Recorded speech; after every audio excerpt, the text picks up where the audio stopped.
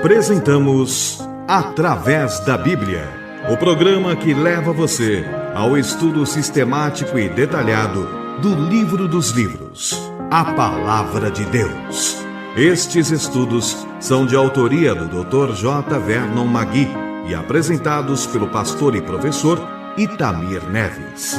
Convidamos você, ouvinte, a acompanhar esta jornada através da Bíblia.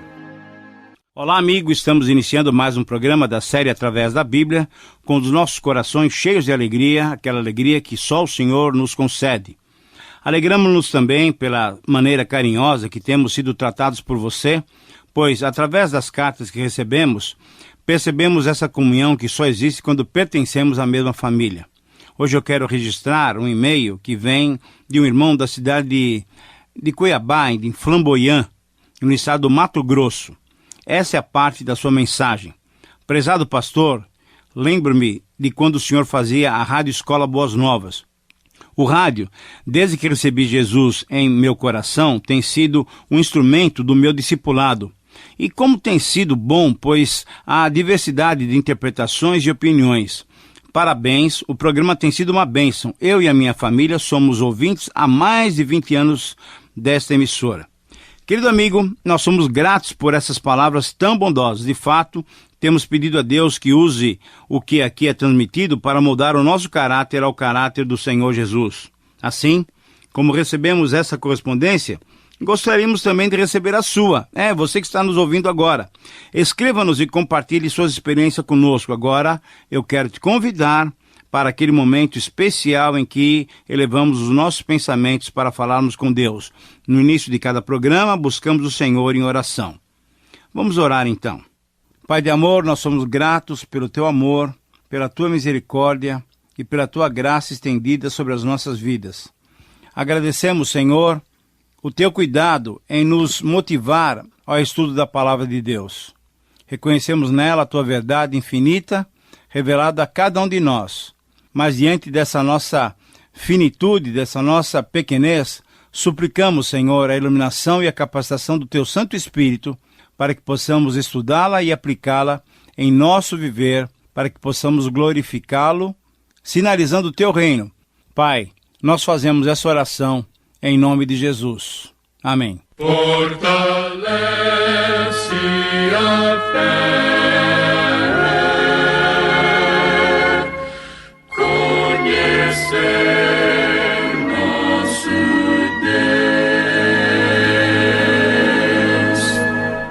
Querido amigo, estamos iniciando o estudo do capítulo 10 do livro do Êxodo e o nosso propósito é estudarmos todos os seus 29 versículos.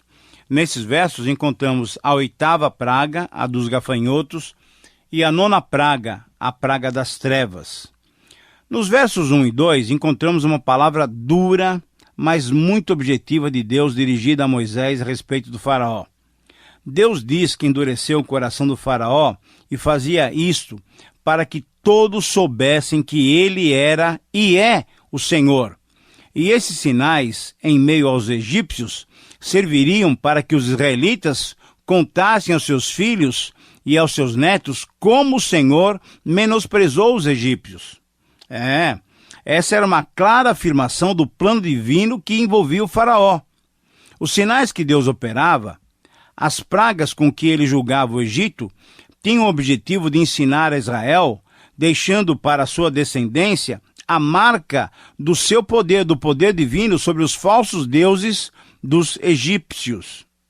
Deus pretendia que, ao serem contados os seus atos miraculosos, a fé das posteriores gerações dos israelitas fosse estimulada, mantendo viva a lembrança dos seus atos remidores. Uma outra razão dessas manifestações poderosas de Deus foi demonstrar também ao próprio faraó a sua personalidade e a dureza do seu próprio coração. Ora, por que isso? Porque ele era um homem ímpio. Deus poderia ter tirado os filhos de Israel imediatamente da terra do Egito sem fazer nenhum contato com o faraó. E se Deus o tivesse feito assim, muita gente o criticaria de qualquer forma. Porém, Deus falou diversas vezes com o faraó e insistiu com ele para que ele deixasse o povo sair. Porém, o faraó não quis deixar, o que deu lugar, então, a essa manifestação, a essas pragas. Se o faraó tivesse deixado o povo sair, logo no primeiro contato que Moisés teve com ele, então nada disso ocorreria. Deus, entretanto, já sabia que a atitude do faraó seria de endurecimento de coração e, assim, antecipadamente avisou a Moisés que o coração do faraó estaria fechado. Agora, o endurecimento de faraó, do seu coração ímpio, contribuiu para a glória de Deus. Por quê? Porque, na verdade, Deus nunca tem prejuízos. A ira do homem é uma oportunidade para a glorificação do nome de Deus. Nós temos que entender isso. Ao ver, então, as manifestações poderosas de Deus no Egito, o povo de Israel conheceria ainda mais e melhor o seu Deus. E assim, estariam se preparando para a grande jornada em direção da terra. Na música que nós ouvimos agora há pouco, que é a música padrão do nosso programa, diz exatamente isso, que quando conhecemos mais o nosso Deus, mais a nossa fé fica sólida. Então, nos versos 3 a 6, encontramos Moisés e Arão detalhando como seria essa próxima praga se o faraó não deixasse os filhos de Israel saírem do Egito. Veja só, os ventos orientais trariam grandes nuvens de gafanhotos migratórios com um vigor feroz e voraz, e não poupariam nada do que restou sobre a terra do Egito. E exatamente no verso 7 encontramos uma atitude de prudência por parte dos oficiais egípcios. A prudência aqui foi claramente exposta quando eles disseram ao faraó: até quando nos será por cilada esse homem? Deixa ir logo os filhos de Israel para que sirvam ao Senhor seu Deus. Acaso não sabes ainda que o Egito está arruinado? O que é que nós temos aqui, querido amigo? Veja só, encontramos uma constatação por parte dos conselheiros do faraó de que a terra do Egito estava completamente destruída. Toda a terra estava sendo destruída por meio das pragas enviadas por Deus, mas o coração do faraó era um coração duro, era um coração incrédulo, e na verdade revelava bem a situação do coração do homem em geral. Diante dessas considerações, nos versos 8 a 10, Moisés e Arão foram conduzidos à presença do faraó, e eles ouviram da parte do faraó uma nova proposta para o pedido de libertação da escravatura. O faraó falou que deixaria os homens partirem, mas sem as esposas e sem os filhos, acusando Moisés de, na verdade, ter uma má intenção, pois privaria os egípcios da mão de obra escrava. Embora Moisés tivesse exigido a libertação de todos do povo, o faraó só permitiu saírem os homens e fechou a questão, e expulsou os dois da sua presença. Agora, que aplicação podemos fazer desse detalhe? Algumas aplicações, com certeza. Nós vemos aqui Faraó procurando mostrar ao povo de Deus o que deveria ser feito para adorar o Senhor. Faraó representa muito bem o mundo, o homem incrédulo.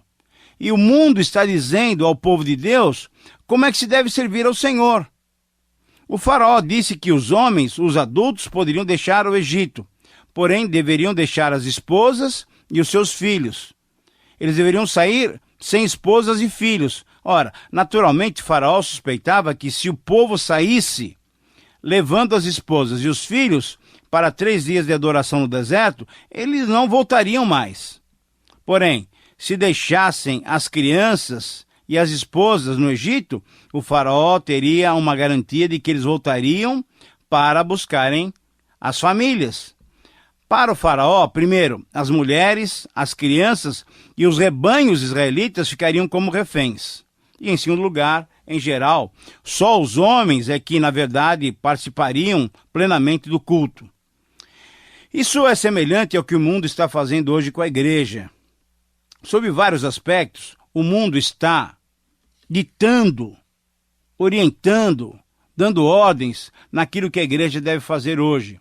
O mundo quer que façamos as coisas de Deus sem deixar de seguir as suas determinações. Seja um cristão, mas não seja um cristão muito apegado à Bíblia, não. Que é isso? O mundo diz que não é necessário sermos muito chegados à igreja, nem interpretar as coisas da Bíblia de uma maneira tão literal. Existe em nossos dias um conflito muito grande no lar, entre os pais que deixaram o Egito e os filhos que ainda estão no Egito, no mundo. Muitos pais crentes estão preocupados apenas com a educação dos filhos nas faculdades, nas universidades, mas eles estão deixando de prepará-los para Deus. Querem que seus filhos sejam ricos, ganhem bastante dinheiro, sejam famosos. Querem que seus filhos se tornem homens de sucesso, mulheres de sucesso. E muitos desses filhos, de um modo geral, têm sofrido grandes desastres nas suas vidas. Mas, voltando ao texto, no versículo 12, diante da proposta do faraó, Deus ordena a Moisés que estendesse a sua mão sobre a terra do Egito para que viessem gafanhotos e devorassem tudo o que tinha sobrado da chuva de granizo. E conforme o versículo 13, Moisés obedeceu a Deus e durante aquele dia e aquela noite o Senhor fez soprar um vento oriental trazendo os gafanhotos sobre o Egito. Nos versos 14 e 15 nos dão conta que os gafanhotos vieram, cobriram toda a terra e devoraram a erva e o fruto das árvores, deixando toda a área agrícola do Egito tremendamente devastada. Esses gafanhotos são insetos com grande poder de destruição. Conforme alguns estudiosos, uma nuvem de gafanhotos pode ter 50 milhões desses insetos por quilômetro quadrado. O seu poder de destruição é tão grande que em poucas horas eles podem devastar, eles podem acabar com centenas de quilômetros, trazendo horror, desespero e terríveis consequências econômicas aos povos que têm sido por eles atacados. Querido amigo, diante desse quadro, conforme o versículo 16, o faraó tem uma mudança de atitude, uma das mais interessantes. A arrogância mostrada até agora perdia para a humilhação e a confissão do pecado. Pequei contra o Senhor vosso Deus, e contra vós outros, foram as palavras de Faraó. Se foram sinceras ou não, ou era uma confissão superficial, Deus sabia. Mas, estando apavorado com a destruição acontecida diante dos seus olhos, o faraó pediu perdão pelos seus pecados e pediu que intercedessem em seu favor diante de Deus para que tirasse deles aquela destruição, daquela morte, conforme o versículo 17. Mas, antes de continuarmos, vale a pena considerarmos a maneira de interpretarmos essa praga dos gafanhotos. Vamos interpretar essa praga como um acontecimento natural? Com certeza não, absolutamente não. Foi um milagre, foi a mão de Deus que fez isso. Um vento oriental levou aqueles gafanhotos em nuvens, em enxames, para o Egito. Era um milagre, sim. Claramente, esse vento oriental levou aqueles gafanhotos das partes da Ásia para o Egito, pois eles existiam em grande quantidade naquelas localidades. Eles vieram para o Egito com muita fome e devoraram tudo que havia de verde no Egito. Eles destruíram tudo. Querido amigo, os gafanhotos são usados na Bíblia como símbolo da pior peste ou praga. Eles são símbolo, inclusive, do julgamento final. O profeta Joel se referiu ao julgamento por meio dos gafanhotos no capítulo 1, do versículo 1 até o capítulo 2, versículo 11. E no livro de Apocalipse também eles aparecem no capítulo 9, do versículo 2 até o 11. Então, voltando ao texto agora, podemos verificar que a grande quantidade, a grande praga dos gafanhotos arrasou tudo, destruiu todo o verde que havia no Vale do Nilo. Os gafanhotos foram usados como instrumentos do juízo divino sobre o Egito. Nenhuma praga devastou tanto o Egito quanto a praga dos gafanhotos. Mas, nos versículos 18 e 19, Moisés ora pedindo que o Senhor livrasse a Faraó e o Egito daquela praga, e Deus atendeu, confortando o coração do Faraó, atendendo a oração de Moisés, e enviou um fortíssimo vento ocidental que lançou os gafanhotos no Mar Vermelho. O Egito estava, por fim, livre desses gafanhotos. Querido amigo, é isso mesmo. Mas no versículo 20 nos diz que mesmo diante desse livramento, o coração do faraó, o quê? continuou endurecido. O verso diz que Deus endureceu o coração do faraó, mas sobre essa afirmação é importante ressaltar mais uma vez que Deus apenas deixou, Deus apenas permitiu que a tendência do coração do faraó fosse concretizada. Deus permitiu que a vontade do faraó fosse realizada. E nós sabemos que a vontade e a tendência do coração humano sem Deus é para o mal, é sempre para o mal. Então, querido amigo, quando Deus permite ao ser humano cumprir a sua própria vontade, podemos ter certeza que os resultados não serão bons. A consequência do coração endurecido do faraó foi a manutenção de Israel no regime da escravidão. Ele não deixou o povo sair. Então chegamos aos versículos 21 a 29, que nos relatam a nona praga, a praga das trevas. Essa nona praga ocorreu, como já tínhamos dito antes, na terceira e na sexta praga, sem qualquer aviso prévio. Na terceira, na sexta e na nona praga, que é a que estamos estudando agora, nenhum aviso foi dado ao faraó. E os versículos 21 a 23 nos contam que o Senhor disse a Moisés para estender a mão para o céu, para que viessem trevas sobre a terra do Egito. Trevas que pudessem ser apalpadas de tão intensas que elas eram. Os egípcios celebravam ao nascer do dia o deus Ra, o deus Sol, pois conforme eles criam, esse deus, vencia a serpente das trevas hostis da noite. Portanto, essas trevas tão densas eram um ultraje, uma zombaria contra Ra, o deus Sol, uma das divindades mais populares, mais conhecidas e mais adoradas pelos egípcios. Alguns céticos têm tentado explicar essas trevas de um modo até natural. Quando o versículo 21 diz que as trevas poderiam ser apalpadas, entendem eles que essa era uma referência à forte tempestade de areia que poderia ser até sentida, apalpada com as mãos. Querido amigo, essas trevas certamente foram provocadas por muito mais do que uma forte tempestade de areia ou um eclipse solar. Essas trevas foram sobrenaturais, provocadas por Deus, como serão também aquelas trevas que acontecerão no dia do Senhor, conforme nós lemos em Isaías 8:22, Joel 2:2, Amós 5:20 e Sofonias 1:15. Naquele último e grande dia, terrível dia para os incrédulos, porém o grande dia de salvação para nós, os cristãos, acontecerão trevas densas, tão densas que poderão ser apalpadas. Quando Moisés então estendeu a sua mão para o céu, houve trevas tão espessas que os egípcios não se viram, agora perceba só, e nem se movimentaram por 3 dias. Mas por todo o Egito, somente um pedaço do território tinha luz. Agora, você pode imaginar qual era esse local? É isso mesmo, glória a Deus, o local iluminado era a terra de Gósen. O território em que habitavam os filhos de Israel. E isso era para provar mais uma vez o cuidado de Deus para com seu povo. Diante dessa situação tão drástica, conforme o versículo 24, o faraó chamou a Moisés e lhe disse: Ide, servi ao Senhor, fiquem somente os vossos rebanhos e o vosso gado, as vossas crianças também irão convosco.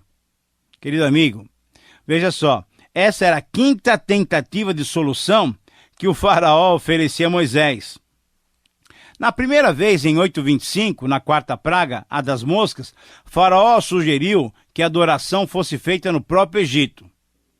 Na segunda vez, em 8:28, nessa mesma praga das moscas, o faraó sugeriu que os israelitas fossem ao deserto para adorar, mas recomendou que não fossem longe demais. Na terceira vez, em 9:28, na 5ª praga, a da saraiva, o faraó prometeu deixá-los ir e eles não ficariam mais no Egito. Na 4ª vez, em 10:11, o faraó sugeriu que saíssem para adorar o Senhor apenas os homens, mas como nas outras ocasiões, essa também era uma solução inaceitável. E na 5ª vez, o faraó fazia uma proposta, na verdade ele estava tentando uma solução que era impossível de ser aceita. A proposta era para que o povo saísse, porém, sem os seus rebanhos, sem os seus animais. Querido amigo, veja só, conforme os versículos 25 a 26, Moisés foi muito claro em rejeitar tal proposta. Ele disse ao faraó o seguinte: também tu nos tens de dar em nossas mãos sacrifícios e holocaustos que ofereçamos ao Senhor nosso Deus. E também os nossos rebanhos irão conosco. Nem uma unha ou nenhum casco de animal ficará, porque dele havemos de tomar, isto é, do rebanho devemos escolher animais para servir ao Senhor ou para sacrificarmos ao Senhor. Isso é, até que cheguemos lá. Moisés, então, foi o grande libertador de Israel e assim era um tipo de Cristo, o nosso real libertador. Assim como Moisés resistiu a todas aquelas sugestões, a todas aquelas tentativas, aquelas propostas do faraó, e ele seguiu em frente, liderando e libertando Israel do Egito, querido amigo, Cristo também resistiu todas as propostas, todas as tentações de Satanás e libertou-nos do pecado. Glória a Deus por isso. Então veja bem, o pedido de Deus era muito claro. Ele queria que o seu povo saísse do Egito completamente para ir ao deserto para adorá-lo, para celebrar a sua lembrança da aliança feita com os patriarcas Abraão, Isaque e Jacó. Deus não queria uma saída parcial. Deus exigia uma saída completa do seu povo para que o adorasse e o servisse. E assim, também como este era o propósito divino para o povo de Israel, também esse é o propósito divino para conosco, os cristãos. É que, tendo sido libertados do pecado, nós fomos libertos para adorá-lo e para servi-lo. Nós não podemos nos esquecer desse alvo divino, desse propósito divino para as nossas vidas. Então, no verso 27, novamente temos o relato que Deus endureceu o coração do faraó diante do seu nítido desejo de não deixar o povo sair. Com essas tentações, com essas propostas inaceitáveis, com essas sugestões que não atendiam o desejo de Deus, o faraó demonstrava que sua disposição não era, na verdade, de libertar Israel. Portanto, diante dessa disposição para o mal, o Senhor deixou mais uma vez com seu próprio desejo, e assim aquele coração duro e insensível, mais uma vez ficou endurecido. E a prova desse sentimento insensível é percebida no versículo 28, que diz assim: disse, pois, Faraó a Moisés: retira-te de mim e guarda-te, que não vejas mais o meu rosto, porque no dia em que vires o meu rosto, morrerás. Nesse verso, o faraó declarou que nunca mais concederia a Moisés a oportunidade de uma audiência. A frase, no dia em que vires o meu rosto, dita em meio àquelas trevas tão densas e tão espessas, ela tinha até um som, parecia uma ironia, e demonstrava a total insensibilidade do monarca egípcio. E finalizando o capítulo, no verso 29, finalizando também o nosso estudo, Moisés confirma que, de fato, eles não se veriam mais. De fato, Moisés e Faraó não estariam mais presentes um diante do outro. Isso, na verdade, aconteceu até que em 12:31, anote bem, o faraó finalmente chamou Moisés para que ele liderasse a saída completa de Israel do Egito. Na verdade, então, aquele pedido de Faraó, essa expulsão de Moisés diante da sua face, só veio ser concretizada em 12:31, porque ali foi o Faraó que chamou Moisés pedindo que ele saísse de fato do Egito, diante daquela praga, a última praga, que nós veremos em programas subsequentes. Assim, querido amigo, terminamos o nosso encontro de hoje. E a minha oração é que esse estudo tenha sido útil para a sua edificação. Na verdade, o meu desejo é que Deus fortaleça a sua fé e o seu caminhar. Lembre-se sempre, então, da música tema do nosso programa. Uma das suas frases é: fortalece a fé, conhecer nosso Deus. Então, quanto mais conhecemos a palavra do Senhor, mais a nossa fé ficará fortalecida. Você sabe que somente quando nos transformamos pela renovação da nossa mente é que experimentamos a boa, agradável e perfeita vontade de Deus. Lembre-se de anotar o nosso endereço para escrever, compartilhando as suas experiências com Deus. Para nós é sempre um privilégio receber uma correspondência de vocês que são nossos ouvintes. Conto também com a sua audiência para o próximo programa. Mas lembre-se, a palavra de Deus é uma palavra viva e eficaz, com poder de trazer-nos vida, com poder de transformar a nossa vida em algo útil para a glória e para a honra do nome do nosso Deus. Que Deus o abençoe. Um grande abraço e até o próximo programa. Terminamos mais uma apresentação do programa Através da Bíblia. Esperamos que você nos escreva, dando a sua opinião sobre o que ouviu. O nosso endereço é Caixa Postal 18.300, CEP 04626-970, São Paulo, São Paulo. Repetindo, Caixa Postal 18.300, CEP 04626-970, São Paulo, São Paulo. Este programa foi produzido nos estúdios da Transmundial.